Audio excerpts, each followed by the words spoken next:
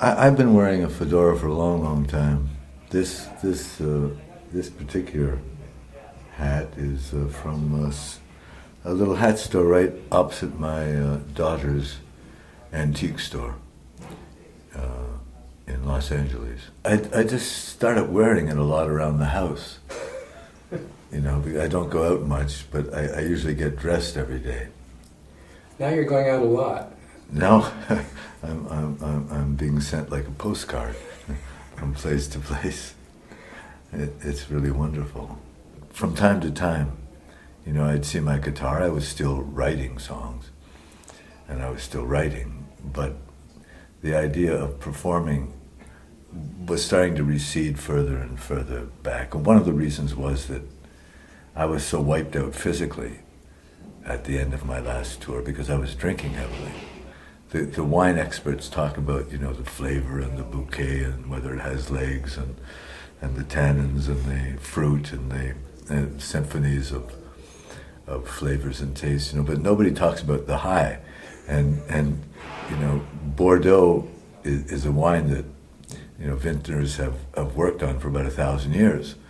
And it produces a very, each wine has a very specific high, which is never mentioned.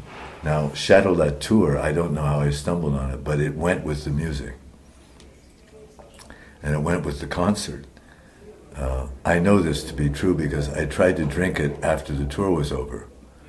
And I could hardly get a glass down. I mean, it had no resonance whatsoever. So it needed the, you know, the adrenaline of the concert and the music and the atmosphere, the kind of desperate atmosphere of touring. It went very well with it. Well, desperate because I was drinking so much. What brought you back into the fray? Well, one of the things was that pesky little financial situation, which totally wiped me out. So I'm very grateful that I had a way to make a living because that was indicated in very powerful terms. I don't recommend losing everything as a spiritual discipline. I don't recommend it. But if it happens to you, there are some features that are quite surprising and quite nourishing. One of the surprises was getting to know these songs again. I hadn't really looked at them for a long, long time. And I saw the songs are good and they hold up and you can get into them. People have asked me, like, what's it like to sing Suzanne? It's a question that I don't fully process because I don't have the sense that I'm just doing this again, you know, because it's hard to sing it. I mean, it's hard to enter it and it's hard to sing it, because it's serious. It's a serious song. What makes it more serious than? It's not more serious than other songs, but I'm alone singing it, and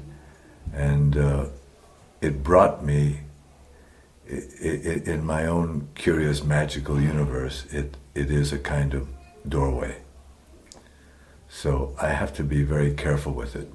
I can't speak too much about it because I can't put my finger on the reason, except to say that it is a doorway, and I have to open it carefully. Otherwise, what is beyond that is not accessible to me. So it's a moment that I take very seriously. I believe it was a 79 or 85 tour. I think the 79 tour. He was in the dressing room with me, and I was drinking. He really taught me to drink cognac, but I was drinking a tumbler of cognac, you know, and I was sitting beside him and just drinking that cognac like it was water. And he hit my thigh very hard and he said, "Body important."